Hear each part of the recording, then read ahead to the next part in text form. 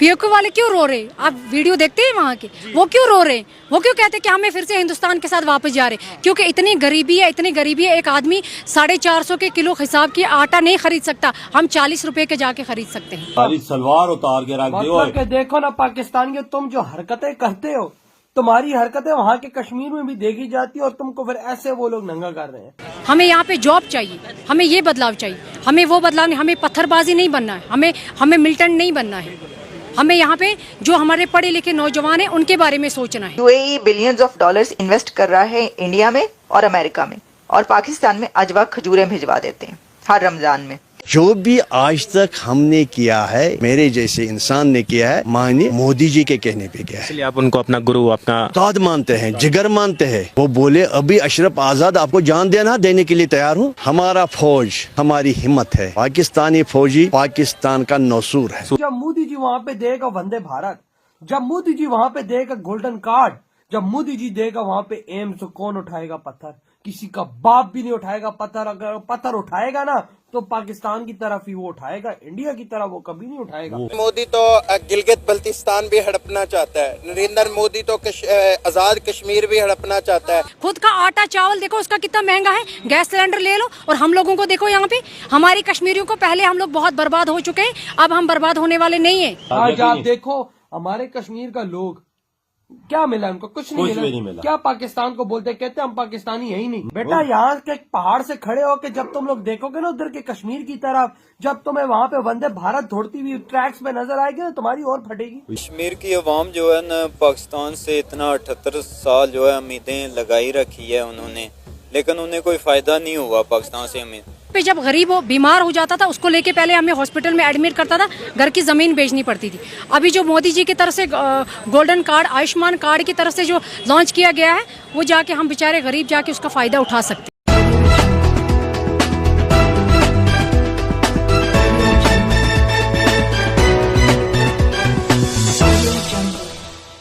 पाकिस्तान के जो रक्षा मंत्री हैं वहां पे चल रहा है खानदानी राज।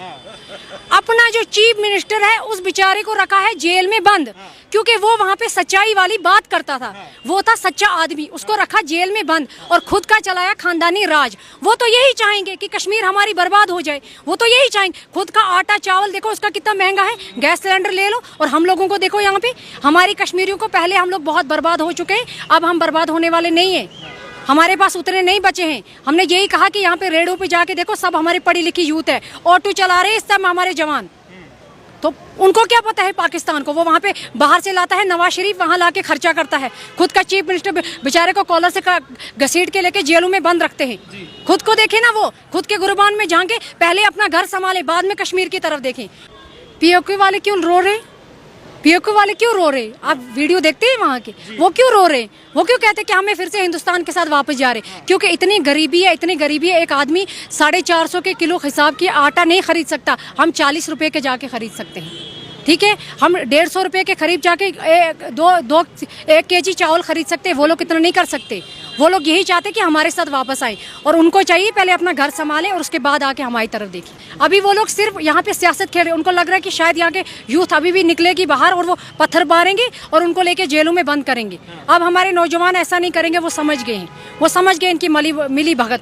फारूक का बेटा क्यों नहीं आया? उसने क्यों नहीं आके पत्थरबाज, क्यों नहीं पत्थर में आके उसको भी बेटे को निकालना था बाहर कि जाओ आप ही जाके स्टोन पेल्टिंग में हिस्सा लो, क्योंकि हमें आज़ादी चाहिए। वो भी तो कश्मीरी था, वो भी तो कश्मीरी था, हमारे कश्मीर का रहने वाला था, बाहर से तो नहीं आया था ना यहाँ पे। उसको भी अपने आलो अयाल को बाहर निकलना था कि भाई साहब चलो हम भी आज़ादी में लेके शहूलियत करते हैं, हमें भी मिल जाएगी आज़ादी।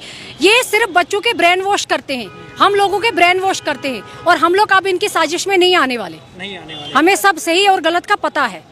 ये 2 झंडे की जो मांग है, आज भी हम देखते हैं कि जो पुरानी मानसिकता वाले जो लोग हैं, खास तौर पे जो बुजुर्ग लोग हैं, जो काफ़ी एनसी के कट्टर हो चुके हैं, काफ़ी समर्थक हैं, वो आज भी 2 झंडे की बात करते हैं, कश्मीर के अलग झंडे की बात करते हैं। लेकिन यहाँ का जो यूथ है, आप लोग जो हैं, वो क्या सोचते हैं? वो तो केवल एक तिरंगे की बात करते हैं, एक राष्ट्र एक विधान की बात करते हैं। देखो जी, मैं आपसे एक बात बताऊं कि हम हैं हिंदुस्तानी, हिंदुस्तान के साथ जुड़े हुए हैं और हिंदुस्तानी हैं। फ्लैग तो एक ही होना चाहिए। अब फारूक साहब ये बता रहा होगा कि मैं यहाँ पे अपना फ्लैग लगा के तो फिर से सियासत करूँ, वो सियासत उसकी गर्म होने वाली नहीं है। और जो दिल्ली में जो काम होगा, जो मरकज़ में काम होगा, वो हमारे कश्मीर में होगा, जो कश्मीर में काम होगा वो मरकज़ में काम होगा। हम इस चीज़ के साथ खुश हैं, हम उनके साथ खुश नहीं हैं। यहाँ पे जब गरीब बीमार हो जाता था उसको लेके पहले हमें हॉस्पिटल में एडमिट करता था, घर की ज़मीन बेचनी पड़ती थी। अभी जो मोदी जी की तरफ से गोल्डन कार्ड, आयुष्मान कार्ड की तरफ से जो लॉन्च किया गया है, वो जाके हम बेचारे गरीब जाके उसका फ़ायदा उठा सकते। हमें ये चाहिए बदलाव, हमें यहाँ पे जॉब चाहिए, हमें ये बदलाव चाहिए। हमें वो बदलाव नहीं, हमें पत्थरबाजी नहीं बनना है, हमें मिल्टन नहीं बनना है। हमें यहाँ पे जो हमारे पढ़े लिखे नौजवान हैं उनके बारे में सोचना है। यहाँ पे जो बेरोज़गारी है उसको दूर हटाना है। पहले सबसे पहले बेरोज़गारी दूर हटानी है। जब बेरोज़गारी दूर हटेगी ऑटोमेटिकली ड्रग्स ख़त्म हो जाएगा। ड्रग्स ख़त्म होगा जब बच्चा बेरोज़गार है तब उसको ड्रग्स का नशा पड़ता है। जब उसके पास कुछ है ही नहीं करने के लिए, ड्रग्स ही करेगा ना, या तो मजदूरी करने जाएगा या तो सुसाइड करेगा। यहाँ पे देख लें आप, झीलम नदी है, यहाँ पे कितने सारे बच्चों ने खुदकुशी की है, कितनी सारी बेटियों ने खुदकुशी की है। माँ बाप हैं, बच्चों की शादी नहीं करवा सकते, डॉवरी की मांग होती है, उनके पास है नहीं खर्चा कि वो वहाँ से ला के दें बच्चों के लिए, बेटियों की शादी करवा सके। तो यही मामला है कि ये चाहते हैं कि जो इन लोगों ने पहले किया था अब भी वो करेंगे, वो नामुमकिन है, वो नहीं हो सकता। पीओके की जब बात आती है, अमित शाह जी के हम भाषण सुनते हैं, उनमें भी जो पीओके है एक बड़ा मुद्दा बन गया है। अमित शाह जी कहते हैं कि पीओके में आवाज़ उठ रही है कि वो हिंदुस्तान से मिलना चाहते हैं। आपने भी इसका जिक्र किया। अमित शाह जी ये भी कहते हैं कि कुछ समय की बात है, 2027-28 तक जो है पीओके भारत का हिस्सा हो जाएगा, हमारा ही हिस्सा है, बस वो पाकिस्तान ने हमसे छीन लिया है और हम उसे बहुत जल्दी जो है भारत में शामिल भी कर देंगे। कितना यकीन होता है उनकी बात? जी, मुझे लगता है कि गृह मंत्री अमित शाह जी ने जैसे धारा 370 को रिमूव किया, वैसे ही उनको एक और स्टेप उठाना चाहिए, पीओके को वापस लाना चाहिए, क्योंकि वो हमारे ही कश्मीरी भाई हैं। वहाँ पे जो जुलस रहे हैं, जिन लोगों के पास, वो भी बेरोज़गार हैं, वहाँ पे गरीब यूथ है, वहाँ पे गरीब अवाम है, वहाँ पे हम चाहते हैं कि उसको हमारे साथ वापस जोड़ा जाए। जो उस टाइम पाकिस्तान ने हमसे खुदकुशी मतलब ज़बरदस्ती हमसे छीन लिया था, तो हम चाहते हैं कि हमारे साथ वो वापस आ जाए। आलिया जी, एक आखिरी सवाल मैं आपसे जानना चाहूँगा, अभी आपको क्या लग रहा है? हमने देखा हाल ही में यहाँ पर जो है गणेश उत्सव मनाया गया था, इसी लाल चौक पर जो है पहली बार गणेश उत्सव मनाया गया था। अब इसकी तस्वीर धीरे धीरे बदल रही है। आपको लग रहा है कि अब दिल्ली से दूरियाँ कम हो गई हैं, दिल की दूरियाँ जो है वो कम हो गई हैं? देखो जी, हमारे इस्लाम में भी ये फरमाया है कि हम किसी के मज़हब के साथ छेड़छाड़ ना करें, और हम किसी के मज़हब के साथ छेड़छाड़ नहीं कर सकते हैं, ठीक है। और इसलिए ये बहुत अच्छी बात है कि यहाँ पे जो दूसरा मज़हब है, यहाँ पे मुस्लिम मेजॉरिटी ज़्यादा है, और यहाँ पे मुस्लिम मेजॉरिटी ज़्यादा है, और हम चाहते हैं कि यहाँ पे हर एक मज़हब की रिस्पेक्ट हो जाए।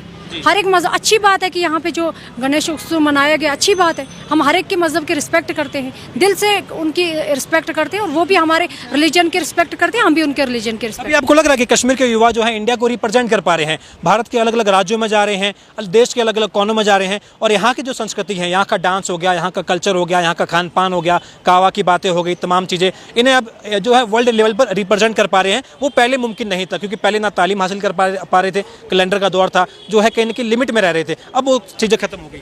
बिल्कुल, वो चीज़ें ख़त्म हो गई। हम इस पे बहुत शुक्रगुजार हैं श्री नरेंद्र मोदी जी का, जिन्होंने इतना बड़ा स्टेप उठाया और हम लोगों को एकदम फ्रीडम दी, हम लोगों को ज़िंदगी जीने का तरीका बताया कि ज़िंदगी जी कैसी जाती है। हमारे माँ बाप है, जब हम रात को उनके साथ बैठते हैं और वो रोने लग जाते हैं। मैं अपने फादर साहब की बात करूं, जब भी कभी मैं उनसे उनकी ज़िंदगी के बारे में पूछती हूं तो वो रोने लग जाते हैं। वो कहते हैं कि बेटा, आज जो आप जी रहे हो ना, आप किस्मत वाले हो। अच्छा। तो हमारे दौर में हमसे पूछें कि बाहर निकलते थे, एक तरफ से हमें आर्मी उठा ले जाती थी और दूसरी तरफ से हमें मिलिटेंट उठा ले जाता था। हम यहाँ से भी मरे हुए थे, हम वहाँ से भी मरे हुए थे। तो आज जो आप लोग के आप लोग फ्रीडम, क्योंकि देखो यहाँ पे मिलिटेंसी इतनी ज़्यादा थी, तो ऑब्वियसली यहाँ पे हालात ख़राब थे, तो किसी भी इनोसेंट को उठा के बाहर अंदर लेके जेल में बंद किया जाता था। इसलिए वो कहते हैं कि हमारी जो अभी जनरेशन है, हमें लगा कि ज़िंदगी जीने का तरीका कहाँ है। हम यहाँ से कहीं भी आ जा सकते हैं, हमें पता है कि फ्रीडम क्या है। यहाँ के लोगों को नहीं पता था कि फ्रीडम क्या है। यहाँ के बच्चों को सिर्फ इन लोगों ने पत्थर दे दिया कि आप स्टोन पेल्टिंग करो। पाकिस्तानियों, तुम जो हरकतें करते हो, तुम्हारी हरकतें वहाँ के कश्मीर में भी देखी जाती है, और तुमको फिर ऐसे वो लोग नंगा कर रहे हैं कि भाई तुम लोग अपने वो एक्स पीएम को घसीटते हो। देख ले, मतलब कितना गंदा उस कश्मीरी ने पॉइंट मारा। कहते जो अपने प्राइम मिनिस्टर को घसीटते हैं रोडों पर, वो हमारा क्या ख्याल रखेंगे? असल चीज तो ये है ना, सोचो यार, कितनी बड़ी बात उसने कर दी यार। मतलब कि हमें तो सेकंड्स के अंदर उसे नंगा कर दिया। कहानी ये बोलती है कि हम तो अब सबको जांचो कि जो पहले तो निजाम था वो गलत था, अब तो हमारी जो यूथ है पढ़ी लिखी हुई है, हम सबको जांचो। भाई जब मोदी जी वहाँ पे देगा वंदे भारत, जब मोदी जी वहाँ पे देगा गोल्डन कार्ड, जब मोदी जी देगा वहां पे एम्स, तो कौन उठाएगा पत्थर? किसी का बाप भी नहीं उठाएगा पत्थर। अगर पत्थर उठाएगा ना तो पाकिस्तान की तरफ ही वो उठाएगा, इंडिया की तरफ वो कभी नहीं उठाएगा। इतना मैं आपको बता दूं। ये बात तो है बस यार। आज आप देखो हमारे कश्मीर का लोग क्या मिला उनको? कुछ नहीं मिला। क्या पाकिस्तान को बोलते, कहते हम पाकिस्तानी यही नहीं। एक ही बात करते, कहते या तो हिंदुस्तान या तो अलग अपना देश। हम पाकिस्तान के होना ही नहीं चाहते। उनको मिला ही कुछ नहीं है ना। उधर की यूथ देखना क्या कह रही है बेटा। यहाँ के पहाड़ से खड़े होके जब तुम लोग देखोगे ना उधर के कश्मीर की तरफ, जब तुम्हें वहाँ पे वंदे भारत दौड़ती हुई ट्रैक्स में नजर आएगी ना, तुम्हारी और फटेगी यार। वजाद आज हर पाकिस्तानी मरा हुआ है, क्योंकि भाई आज कुछ पाकिस्तानी बोल ही नहीं पा रहे कि वहाँ पे वंदे भारत चला दी अगले बंदे। बिल्कुल नहीं बोल रहे। कोई पाकिस्तानी नहीं बोल रहा इस बात पर। बोलती है फटी बड़ी है। बोलती है कि हमारा उसने ना कि जब कोई बीमार हो जाता हम जमीन बेच के उसका इलाज करवाते थे, जमीन बेच के पहले। हाँ, अब मोदी जी ने हमें वो गोल्डन कार्ड दे दिया, उसके जरिए हम मुफ्त इलाज करवाते हैं। देख लो जिसमें 5 लाख रुपए, पाकिस्तानी 17 लाख रुपए। खुद देखो ना, उधर मोदी जी ने कश्मीर को दिया ना, हालांकि अभी वहाँ पर मोदी जी नहीं जीते हुए। बिल्कुल, उधर इलेक्शन वो नहीं जीते, दूसरा बंदा जीता, लेकिन मोदी जी ने ऐसा काम वहाँ पर कराया कि भाई अब मुझे उसका नाम नहीं पता, फारूक अब्दुल्ला का बेटा, उमर अब्दुल्ला उसका बेटा, उसके बेटे ने खुद खड़े होकर ये बात की पाकिस्तानियों कि यार मोदी जी हमने आपको क्या समझो और आप निकले क्या? वाह, क्या ये आप तो एक हीरा निकले हो देश का। उमर अब्दुल्ला ने ये बात बोली पाकिस्तानियों, सोचो क्या बना हुआ है। वाकया ये बात सच्ची है। तो दोस्तों, भारत का स्वर्ग से के जैसा सुंदर कश्मीर, जिसके ऊपर पाकिस्तान ने बुरी नज़र गाड़ के रखी हुई थी और बहुत ज़्यादा डिस्टर्ब किया कश्मीर को इतने सालों तक, लेकिन अब एक स्टेबल गवर्नमेंट आ चुकी है जम्मू एंड कश्मीर के अंदर। और उमर अब्दुल्ला जो हैं उन्होंने भी साफ़ कर दिया है कि पाकिस्तान के साथ अब कोई बातचीत नहीं होगी। पाकिस्तान जो पीओके कब्जा करके बैठा है, सबसे पहले वो पीओके खाली करे, और जो पीओके के रहने वाले हैं वो सारे के सारे भारतीय हैं और उसको भारत में सम्मिलित करें। पाकिस्तान को जो कश्मीर पीओके वाला है उसको खाली कर देना चाहिए। और वही बात अब जो कश्मीर की यूथ है वो भी बोल रही है, क्योंकि जितना टेररिज्म और जितनी ज़्यादा प्रॉब्लम कश्मीर में पाकिस्तान ने क्रिएट की हुई थी, अब उसकी हवा निकल चुकी है और अब जितने भी कश्मीरी हैं वो मुख्य धारा के साथ जुड़ चुके हैं और अब कोई भी पाकिस्तान के लिए आतंकवाद के रास्ते पर जाना नहीं उचित समझता है। यही कारण है कि पाकिस्तान को अब कश्मीरी खुद नहीं पसंद करते, पाकिस्तान से नफ़रत करना स्टार्ट कर चुके हैं।